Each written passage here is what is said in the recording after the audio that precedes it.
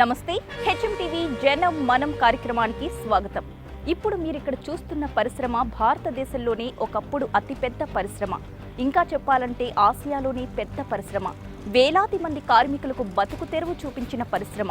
ఎంతో మందికి నీడ కల్పించి ఒక మహావృక్షంలా విలసిల్లిన పరిశ్రమ. కానీ ఇప్పుడు కాలం కలిసిరాక డిమాండ్ లేక ఉత్పత్తి ఆగిపోయి కంపెనీ మూతపడిపోయింది. ఎన్ని ప్రభుత్వాలు మారినా ఏ ఒక్కరూ కూడా ఈ పరిశ్రమను ఎందుకు పట్టించుకోవడం లేదు? మేక్ ఇన్ ఇండియా అంటూ నినాదాలు చేస్తున్న ప్రభుత్వాలు ఈ పరిశ్రమలను ఎందుకు ఆదుకునే ప్రయత్నం చేయడం లేదు? రండి, ఈ పరిశ్రమ ఏ విధంగా ఇలా అంపశయ్యపైకి చేరిందో ఆ వైనాన్ని శోధిద్దాం ఇవాల్టి మన జనం మనంలో.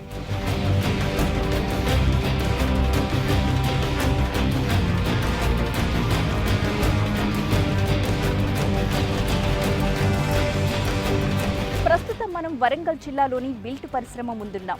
ఎన్నో వేల మంది కార్మికులకు బతుకునిచ్చిన ఈ పరిశ్రమ ఇప్పుడు దీనంగా ఒరిగిపోయింది. కార్మికులతో కళకళలాడుతూ కనిపించాల్సిన పరిశ్రమ అంపశయ్య మీదకు ఎందుకు చేరుకుంది? 34 ఏళ్ల జీవన చక్రం తరువాత ఇప్పుడు ఈ యంత్రాలు తిరగరని ఎందుకు మొరాయిస్తున్నాయి?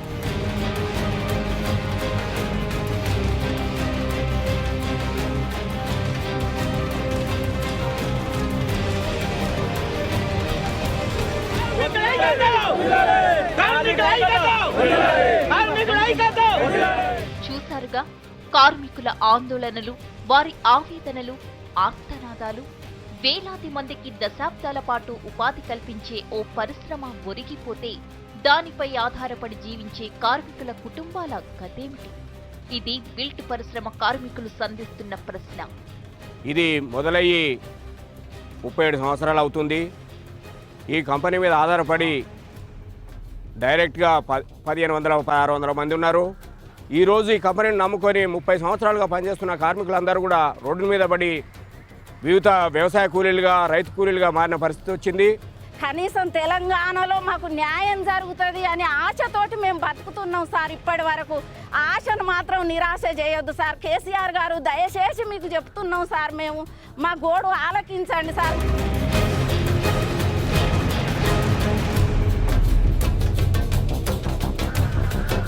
ఏజెన్సీ ఏరియాలో వెలిసిన ఈ భారీ పరిశ్రమ కొన్నాళ్లు అత్యద్భుతమైన లాభాలు అందించింది. ఒకప్పుడు ఆసియాలోకే అతిపెద్ద పరిశ్రమ కావడంతో కంపెనీ లాభాల్లో ఉన్నప్పుడు కార్మికులు కూడా ఓ వెలుగు వెలిగారు. బల్లాపూర్ ఇండస్ట్రియల్ ఏరియా మరో ప్రపంచం. ఎందుకంటే వీరికి అన్ని వసతులతో కూడిన క్వార్టర్లను కూడా ఏర్పాటు చేశారు. అన్ని వసతులతో కూడిన ఆసుపత్రి, స్కూల్, కాలేజ్ ఇలా అన్నీ ఇక్కడే కల్పించారు. దాదాపు 2 దశాబ్దాల పాటు ఈ సంస్థకు ఎదురే లేకుండా పోయింది. గత 30 ఏళ్లుగా ఈ పరిశ్రమ ఎన్నో కుటుంబాలను ఆదుకుని ఈ రోజున ఈ స్థితికి రావడానికి గల కారణం చేతగాని యాజమాన్యం అని చెప్పడానికి మేము ఎటువంటి వెనకాడాల్సిన అవసరం లేదు. ఎందుకనంటే ఈ యాజమాన్యం ఇక్కడ వచ్చినటువంటి లాభాలను తీసుకెళ్ళి వేరే వేరే ఇండస్ట్రీస్లో వేరే వాళ్ళ యూనిట్స్లో డెవలప్ చేసుకొని దీన్ని పూర్తి నిర్లక్ష్యం చేయడం జరిగింది. తెలంగాణ వచ్చినాకనే ఇలాంటి పరిస్థితి వస్తుందని అయితే మాత్రం మేము అనుకోలేదు. కాబట్టి మా కేసీఆర్ సార్, మేము అందరం దయచేసి మీ దండం పెట్టి మేము వేడుకుంటున్నాం. మా కంపెనీని ఎట్లనన్నా మీరు మళ్ళీ ప్రారంభించాలి. ఉత్పత్తికి తగిన డిమాండ్ ఉంటే ఏ కంపెనీ అయినా, పరిశ్రమ అయినా లాభాల బాటన పరుగులు తీస్తుంది. కానీ డిమాండ్ తగ్గిపోతే, పరిస్థితులు తల్లకిందులైతే పరిశ్రమ పడకేస్తుంది. బిల్ట్ పరిశ్రమ ఇప్పుడది అంపశయ్యపై ఉంది. వరంగల్ జిల్లాలోని ఏటూరు నాగారం ఏజెన్సీ ఏరియాలో బల్లాపూర్ ఇండస్ట్రియల్ ఏరియాలో ఉన్న ఈ పరిశ్రమను 1978లో లలితా మోహన్ థాపర్ ఏర్పాటు చేశారు. ఇది వరంగల్కు 120 కిలోమీటర్ల దూరంలో మంగపేట మండలం కమలాపురంలో ఉంది. అప్పట్లో ఈ పరిశ్రమ పెట్టిన పెట్టుబడి 300 కోట్లు. అంత పెద్ద పెట్టుబడితో ఒక పరిశ్రమను, అది అటవీ ప్రాంతంలో పెట్టడమే ఒక సంచలనం. బిల్ట్ కర్మాగారంలో అప్పట్లోనే సుమారు 1600 కార్మికులు ప్రత్యక్షంగా, పరోక్షంగా పనిచేసేవారు. అంచెలంచెలుగా ఎదిగిన ఈ పరిశ్రమ గత కొంతకాలంగా ఆర్థిక నష్టాల్లో కూరుకుపోయింది.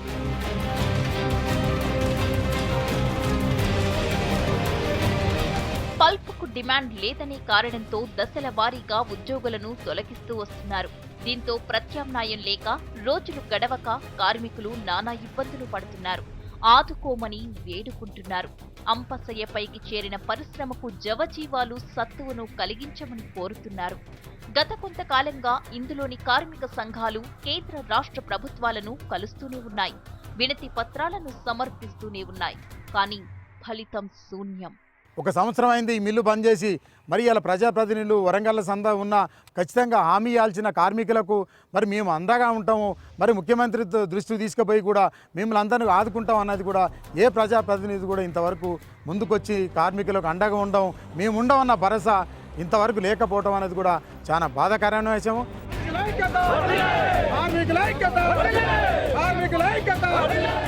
వరంగల్ జిల్లా ట్రైబల్ ఏరియాలో ఉన్న ఏకైక భారీ పరిశ్రమ ఈ బిల్ట్ పరిశ్రమ.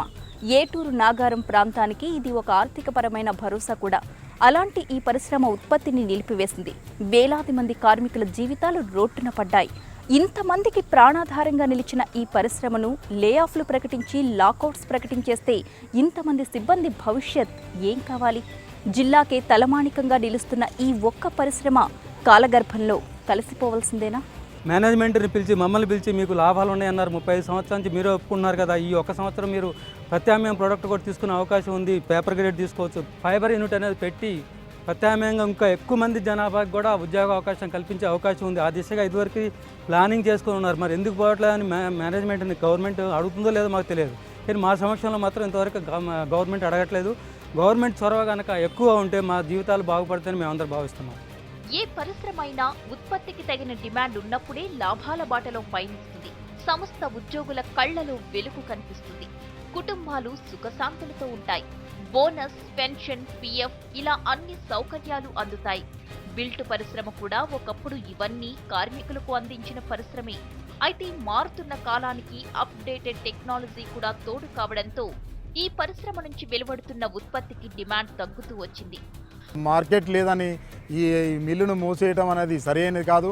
మరి దీని మీద మరి 3,000 మంది ప్రత్యక్షంగా, 10,000 మంది పరోక్షంగా, 10,000 మంది కార్మికులు ఈ మండలంలో ఎంతోమంది వేలాది కార్మికులు ఈ ఫ్యాక్టరీని నమ్ముకొని ఆధారపడ్డారు. మరి ఈ ఫ్యాక్టరీలో మరి కార్మికులు 35 సంవత్సరాల నుంచి కూడా ఈ ఫ్యాక్టరీని నమ్ముకొనే ఇక్కడ జీవనం గడుపుతున్నారు. కాగితపు తయారీకి వినియోగించే పల్ప్ అంటే గుజ్జును ఇక్కడ తయారు చేస్తారు. దీనికోసం సుబాబుల్ చెట్లు, జామాయిల్ చెట్లను వినియోగిస్తారు. మొదట్లో దీనికి ఉమ్మడి ఆంధ్రప్రదేశ్లోని 23 జిల్లాల రైతులు, పొరుగు రాష్ట్రాల వారు సుబాబుల్, జామాయిల్ చెట్లను తరలించి ఈ కంపెనీకి అమ్మేవారు. ఆ చెట్ల కాండం నుంచి గుజ్జును తీసి బిల్ట్ కంపెనీ పేపర్ మిల్లులకు అందించేది. గతంలో ఎంతో బాగా నడిచిన ఈ పరిశ్రమ ఆ తరువాతి కాలంలో 2-3 సార్లు ఆర్థిక ఒడిదుడుకులకు కూడా లోనైంది. 1985లో ఫ్యాక్టరీ 18 నెలలు ఆగడం జరిగింది. మరి కార్మికులకు జీతాలు ఇవ్వడం జరిగింది. మరి ఆ తర్వాత 2009లో కూడా ఆర్థిక పాణ్యం పేరు మీద 2009లో ఒక 6 నెలలు ఆగిన సందర్భం ఉన్నది. అలాంటప్పుడు కూడా కార్మికులకు వేతనాలు ఇచ్చేసి ఈ కార్మికులకు ఈ యాజమాన్యము మరి ఆదుకున్న సందర్భాలు ఉన్నాయి. మరి ఈ రోజున మార్కెట్ లేదని ఈ మిల్లును మూసేయటం అనేది సరైనది కాదు. మహారాష్ట్రలోని బిర్లా పేపర్ మిల్ కంపెనీలు బిల్ట్ నుంచి బల్క్గా పల్పును కొనుగోలు చేసేవి. కానీ ఆ తరువాతే కథ తిరగబడింది. కంపెనీలు కొనడం మానేశాయి. మహారాష్ట్ర సొంతంగా పల్ప్ తయారీ పరిశ్రమలు పెట్టుకోవడంతో బిల్ట్కు బతుకు భారమైపోయింది. ఉత్పత్తి అవుతున్న సరుకు మార్కెట్ అయ్యే వీలు తెలియక పరిశ్రమ దశల వారీగా కుంటుపడుతూ వచ్చింది.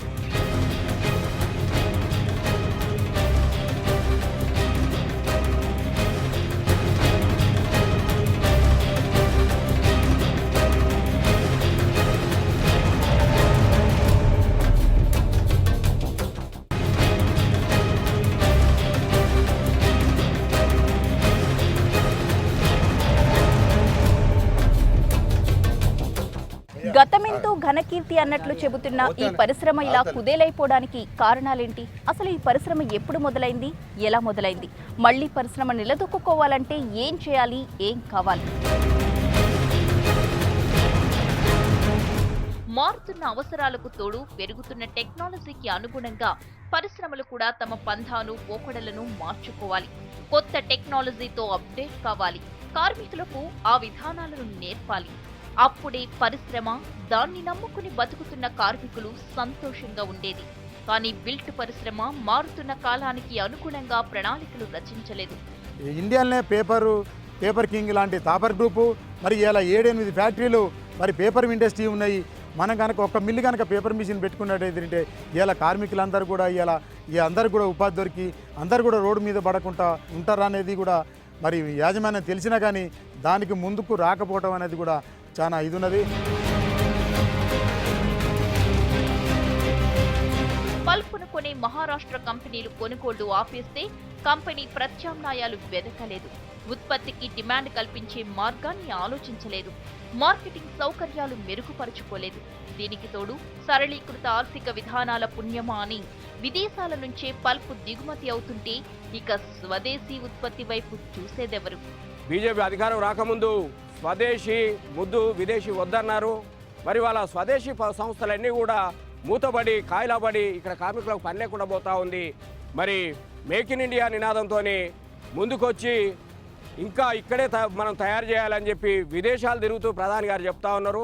ఈ కంపెనీ నడపడం అనేది ప్రధానంగా ఈ విదేశీ పల్పు వల్లనే ఆగిపోయింది. ఆ వైపుగా కేంద్ర ప్రభుత్వం మరి ఆ రాయితీల వైపు అయినా రావాలి, లేదా ఇంపోర్ట్ డ్యూటీనన్నా పెంచాలని చెప్పి ఈ సందర్భంగా కేంద్ర రాష్ట్ర ప్రభుత్వాలకు విజ్ఞప్తి చేస్తున్నాం. ఈ పల్పును కేవలం కాగితపు పరిశ్రమకి కాదు, పల్పు తయారీలో వచ్చే బై ప్రొడక్ట్స్ జిగురుడు, రెగ్జిన్ బ్యాగుల తయారీలో కూడా వినియోగిస్తారు. అలాగే వస్త్ర పరిశ్రమలో దారం తయారీకి వినియోగిస్తారు. ఇలా పల్ప్ తయారీతో పాటు ఎన్నో బై ప్రొడక్ట్స్ తయారయ్యే అవకాశాలు కూడా ఉన్నాయి. కానీ యాజమాన్యం ఇలా ప్రత్యామ్నాయ పరిష్కార మార్గాలేవీ ఆలోచించలేకపోయింది. పైగా దేశవ్యాప్తంగా చూసుకుంటే ఈ పల్ప్ కి డిమాండ్ బాగానే ఉంది. సగటున 2000 టన్నుల ప్రోడక్ట్ అవసరమైతే కేవలం 300 టన్నుల ప్రోడక్ట్ మాత్రమే ప్రస్తుతం తయారవుతోంది. మిగిలినదంతా విదేశాల నుంచి దిగుమతి అవుతోంది. అంటే దాదాపు 1500 టన్నుల షార్టేజ్ ఉంది.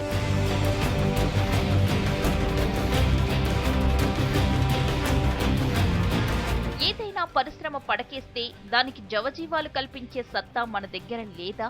నష్టాల బారిన పడిన పరిశ్రమలను సైతం లాభాల బాటన పయనింపచేసే సమర్థత, సత్తా కలిగిన ఔత్సాహిక పారిశ్రామికవేత్తలకు మన దగ్గర కొదవా? ప్రభుత్వాలు ఈ దిశగా ఎందుకు ఆలోచించడం లేదు? బిల్ట్ పరిశ్రమలో తలెత్తిన సంక్షోభాన్ని వివరిస్తూ కార్మిక ప్రతినిధులు కేంద్ర రాష్ట్ర ప్రభుత్వాలను కూడా కలిశారు. ఇదే మిల్లు 86లో ఒకసారి బంద్ అయినప్పుడు ఆనాటి రాష్ట్ర ముఖ్యమంత్రి కావాల్సిన సదుపాయాలు ఏర్పరిచి ఈ మిల్లుని తిరిగి మళ్ళా పునరుత్పత్తి చేసేలా ఆ రోజున ఎన్టీ రామారావు గారు పూనుకుని చేయడం జరిగింది. అదే పరిస్థితిలో ఇప్పుడున్నటువంటి మా ముఖ్యమంత్రి చంద్రశేఖరరావు గారిని మేము కోరేది ఒకటే, అయ్యా ఈ పరిశ్రమను కాపాడండి, మా ఉద్యోగ భద్రత కాపాడండి, మా కుటుంబాలని ఆత్మహత్యల దిశగా వెళ్లకుండా కాపాడండి అని మేము అందరి కార్మికుల తరపున వేడుకుంటున్నాం. అయితే దీన్ని చక్కదిద్దాల్సిన బాధ్యత కేంద్ర ప్రభుత్వ పరిధిలోకి వస్తుందని, రాయితీల పరంగా తాము చేయగలిగిందంతా చేస్తాము అన్నది రాష్ట్ర ప్రభుత్వ వాదన. మనకు తెలంగాణ వస్తే, మన తెలంగాణ మనకు వస్తే మనల్ని ఆదుకుంటారు, మనకు ఏ నష్టం జరగదు, మనం సేవ్ అవుతామని కూడా మేము ఎంతో మందితో చెప్పి మీకు ఓట్లు వేయించి మిమ్మల్ని గెలిపించినాం సార్. కనీసం మీ దృష్టికి ఇప్పటి వరకు రాలేదా సార్ మా విషయం? దృష్టికి వస్తే ఎందుకు పట్టించుకుంటలేరు సార్ మా గురించి మీరు? బిల్టు పరిశ్రమ మూతపడినట్లేనా? పరిస్థితులు చూస్తే అలాగే అనిపిస్తోంది. కార్మికుల ఆగ్రహావేశాలు కట్టలు తెంచుకుంటుంటే ప్రభుత్వాలు నిమ్మకు నీరెత్తినట్లు ఉంటున్నాయి. వరంగల్ పర్యటనకు వచ్చిన నేతలను కార్మికులు నిలదీసినప్పుడు జరిగిన లాఠీ చార్జ్ తరువాత పరిస్థితి పూర్తిగా మారిపోయింది.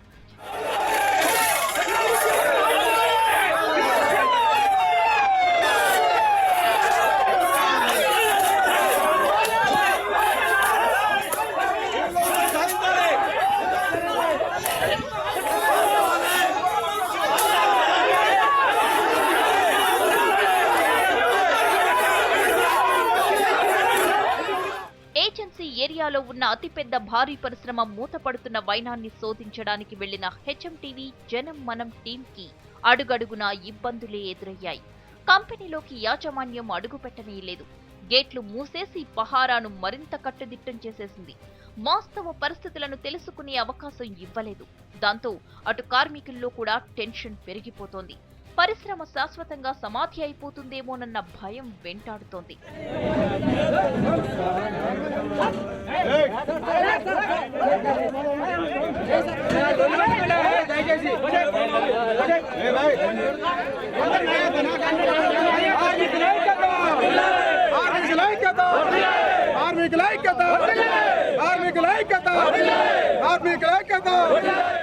కంపెనీ నష్టాల బారిన పడుతోందన్నదే కారణమైతే అందుకు పరిష్కార మార్గాలు సవాలక్ష ఉన్నాయంటున్నారు కార్మికులు. చేయాలంటే ఏదైనా చేయొచ్చు మేడం, ఎందుకంటే ఇప్పుడు ఈ కంపెనీ 1 year అయింది మేడం ఆగిపోయి.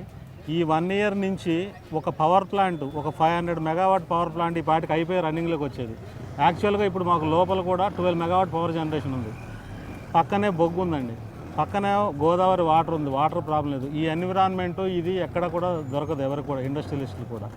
సో మా దగ్గర ఇన్ని రోజులు పనిచేయించుకొని ప్రొడక్షన్ అమ్ముకున్నటువంటి యాజమాన్యం తనకు చాలా వరకు లాభాలు తీసుకుని ఈ ఇండస్ట్రీని వదిలివేశాడు అలాగా.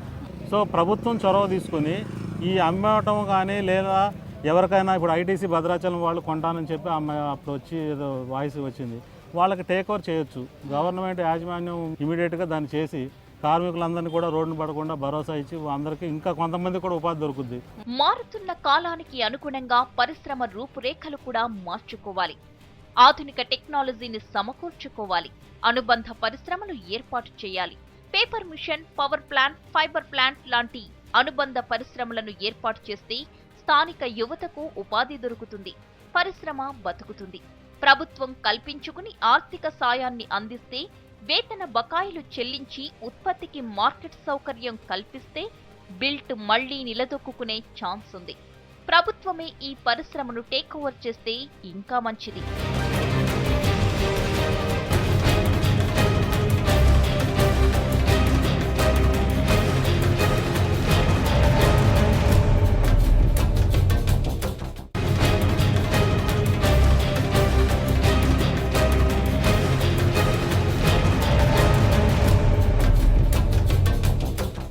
ఇప్పుడు ఈ బిల్ట్ పరిశ్రమ మూతపడిపోయింది. ఇప్పుడు తమ భవిష్యత్తు ఏంటని ప్రశ్నిస్తున్నారు కార్మికులు. ఈ బిల్ట్ పరిశ్రమ మూతపడిపోవడం కారణంగా వేలాది మంది కార్మికులు రోడ్డున పడ్డారు. ఇప్పుడు గత 3 నెలల నుంచి కూడా వీరికి జీతాలు కూడా అందడం లేదంటున్నారు. ఒకప్పుడు ఆసియాలోని అతిపెద్ద పరిశ్రమగా కళకళలాడిన ఈ పరిశ్రమ ఇప్పుడు ఇలా కళావిహీనంగా ఎందుకు మారిపోయింది? ఇంతమంది జీవితాలు దుర్భర స్థితిలో ఎందుకు మారిపోయాయి? ఇక్కడ ఉన్న కార్మికులను అడిగి తెలుసుకునే ప్రయత్నం చేద్దాం. ఇప్పుడు మీ జీవితాలు ఎలా గడుస్తున్నాయి? మీ పిల్లల చదువులకి, ఫీజులు కానీ, ఇంటి ఖర్చులకు కానీ ఎలా వస్తున్నాయి డబ్బులు? ఆ విషయం మేము చెప్పుకోవడానికి చాలా సిగ్గుగా ఉన్నాం. ఎందుకంటే మేము అటు లేబర్గా లేము, ఇటు ఇంజనీర్గా లేము. అయితే మా పిల్లల పరిస్థితి ఏంటంటే, మా పిల్లలు ఇవాళ ఇంజనీరింగ్ చదువుతున్నారు, డాక్టర్ చదివే ఉన్నారు, డిగ్రీ చదివే ఉన్నారు, ఎంబీఏ చేసేవాళ్ళు ఉన్నారు. వీళ్ళందరి ఫీజులకి గవర్నమెంట్ ఫీజు పే చేసే విధానం ఉంది. ఏది ఎవరైతే బిలో ప్రావర్టీ ఉన్నారో వాళ్ళకి ఫీజు రీఎంబర్స్మెంట్ వస్తుంది.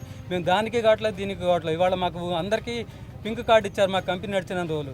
ఇవాళ పింక్ కార్డు హోల్డర్కి మీ ఆదాయం ఎక్కువ ఉంది కాబట్టి మీరు ఆ ఫీజు రీఎంబర్స్మెంట్కి ఎలిజిబిలిటీ లేదంటున్నారు. గత సంవత్సర కాలంగా ఇది మూసివేతలోనే ఉంది కదా, ఎటువంటి అనుభవాలు ఎదుర్కొన్నారు ఈ సంవత్సర కాలంలో? షట్ డౌన్ చేస్తామండి, ఫ్యాక్టరీ రిపేర్లో చేస్తామని చెప్పి ఆఫ్ చేశారండి.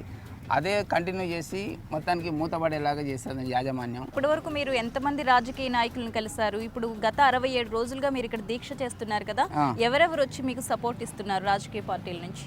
2 సార్లు సీతారాం నాయక్ గారు వచ్చారు ఎంపీ, చందులాల్ గారు 2 సార్లు వచ్చారు, ముఖ్యమంత్రి గారు కూడా వెళ్ళారు, కానీ ఏం మాట్లాడకుండా వెళ్ళారు. గత 3 నెలలు 4 నెలల నుంచి శాలరీస్ కూడా ఇవ్వట్లేదు అంటున్నారు కదా, మరి మీ ఆర్థిక పరిస్థితి ఎలా ఉంది? మా కార్మికులు సరైన మందులు కొనలేక, ఒక 2-3 కార్మికులు, ఒకరు హార్ట్ అటాక్తో, ఒకరు క్యాన్సర్ జబ్బుతో సరైన మందులు కొనుక్కు చనిపోయిన పరిస్థితి ఉన్నది. యాజమాన్యం దృష్టికి చాలాసార్లు తీసుకెళ్ళినాం. సార్ మీరు జీతాలు ఇవ్వకపోయినా మేము బరాయిస్తాను, కనీసం మందులన్నీ ఇవ్వండి అనేది మేము చాలాసార్లు రిక్వెస్ట్ చేసినాం. మీ పేరు సార్? నా పేరు షేక్ కుర్బాన్ అలీ. అయితే ఇప్పుడు మీరు ఈ పరిశ్రమను తెరిపించడానికి అసలు ఇప్పటివరకు ఎటువంటి ప్రయత్నాలు చేశారు? మాకు విదేశాల నుంచి పల్పు వస్తూ ఉన్నది కాబట్టి తక్కువ ఆ రేటుకు మేము తయారు చేయలేకపోతున్నాం అనే సాకుతోని ఈ కంపెనీ మూసివేయడం జరిగింది. అయితే దానికి అవకాశాలు ఉన్నాయి. సేఫ్ గార్డ్ డ్యూటీ విధించి భారతదేశంలో ఏదైతే 300 టన్నులు మన ఉత్పత్తి సాధిస్తున్నామో అది కొన్న తర్వాతనే విదేశాల నుంచి వచ్చే పల్పును దిగుమతి చేసుకోవాలనేది సేఫ్ గార్డ్ డ్యూటీ ద్వారా ఆ ప్రయత్నం చేయమని మేము నిర్మలా సీతారామన్ గారిని కూడా కోరడం జరిగింది. కాకపోతే అటు నుంచి ఇంకా ఎటువంటి స్పందన లేదు. ఇంతకుముందు చాలా మంది కార్మికులతో మాట్లాడుతున్నప్పుడు అందరూ ఒక విషయం మాత్రం స్పష్టంగా చెప్పారు, కంపెనీ లాభాల్లోనే ఉంది కానీ మూసివేయడానికి కారణాలు ఇతరత్రా ఉన్నాయి, ఇక్కడ పెట్టుబడులు వేరే చోట పెట్టుకుంటున్నారు అని రకరకాలుగా చెప్పారు. మీరేమంటారు దానికి సంబంధించి? మేడం, ఈ 30 ఏళ్ల నుంచి ఈ సహజ వనరులన్నింటినీ ఉపయోగించుకొని కలప తయారు చేసుకొని, పల్పు తయారు చేసుకొని అమ్ముకొని దానిపైన వచ్చిన లాభాలన్నీ వారి ఇండస్ట్రీలో డెవలప్ చేసుకున్నాడు తప్ప మా కమలాపురం ఇండస్ట్రీలో పెట్టుబడి పెట్టలేదు, కమలాపురాన్ని డెవలప్ చేయలేదు. అందులో మాకు ఒకే ఒక కస్టమర్ 30 సంవత్సరాల నుంచి. దానికి ప్రత్యామ్నాయ మార్గాలు కూడా కాఫర్ ఆలోచించట్లేదు.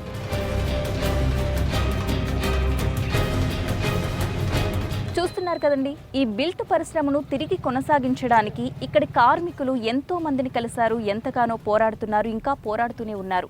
ఒక కార్మికులే కాదు, ఈ పరిశ్రమపై ఆధారపడి దీనికి ముడి సరుకును అందజేస్తున్న రైతులు కూడా ఈ పరిశ్రమను మూసివేయడం వల్ల ఈరోజు రోడ్డున పడ్డ దుస్థితి ఏర్పడింది. అసలు ఈ పరిశ్రమను ఈ ఏజెన్సీలోనే పెట్టడానికి కారణం ఏంటి? అసలు ఇక్కడ తయారవుతున్న ఉత్పత్తి అంతా వినియోగం ఏ విధంగా జరుగుతుంది చూద్దాం.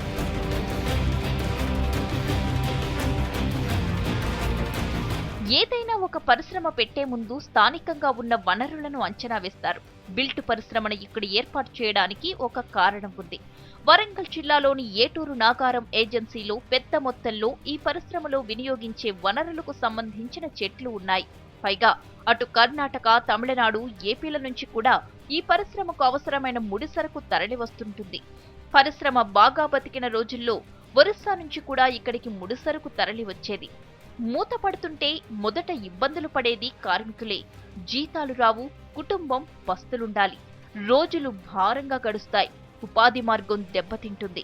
మీరు ఎంతకాలంగా ఇందులో పనిచేస్తున్నారు? ఇప్పుడు సాలరీస్ రావడం లేదంటున్నారు. మీ భర్త ఏం చేస్తూ ఉంటారు? మా భర్త చేసులు లేదు, నేను ఒకదాన్ని చేస్తే నా కుటుంబాన్ని చదువుకోవాలి.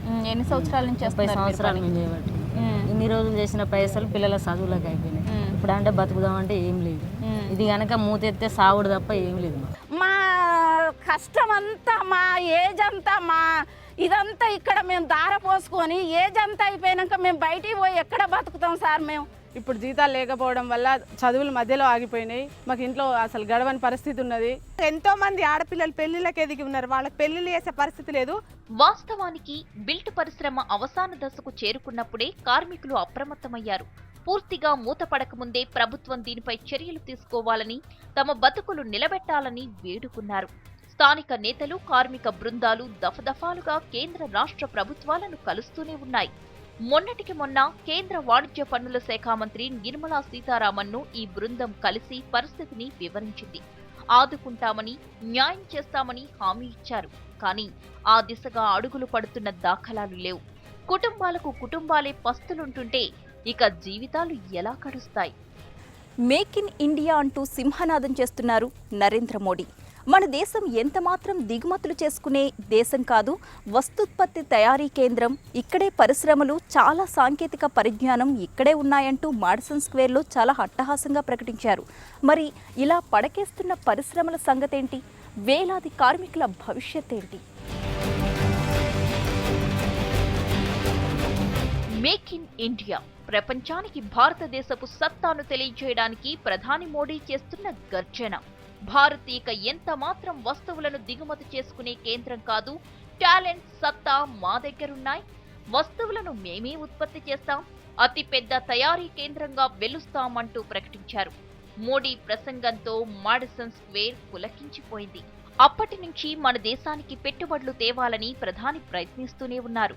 కానీ మన దేశంలోనే సరైన ప్రణాళిక లేక మూతపడిపోతున్న పరిశ్రమలను పట్టించుకోరా? సరైన అజమాయిషీ లేక పరిశ్రమలు వెలవెలబోతుంటే వాటి అతీగతి చూడరా? వేలాది మంది కార్మికుల ఉపాధి ప్రశ్నార్థకంగా మారిపోతుంటే ప్రభుత్వాలకు పట్టదా? ఏటూరు నాగారంలో ఉన్న ఒకే ఒక్క అతిపెద్ద భారీ పరిశ్రమను కేంద్రం తక్షణమే ఆదుకోవాలి. ఇక్కడున్న సమస్యలు తీర్చాలి. నష్ట నివారణకు తగిన కాయకల్ప చికిత్స చేయాలి. ఉత్పత్తైన సరుకు వినియోగించేలా అనుబంధ పరిశ్రమలను ఏర్పాటు చేయాలి. తద్వారా వందలాది మంది స్థానికులకు ఉపాధి అవకాశాలు మెరుగుపడతాయి. కార్మికుల బతుకుల్లో వెలుగులు నిండుతాయి. బంగారు తెలంగాణ సాధనే లక్ష్యమంటున్న కేసీఆర్ ప్రభుత్వం ముందు ఈ పరిశ్రమను నిలబెట్టుకోవడంపై దృష్టి పెట్టాలి. అప్పుడు ఇండస్ట్రియల్ కారిడార్ ఏర్పాటుకు ఇదే తలమానికంగా నిలుస్తుంది.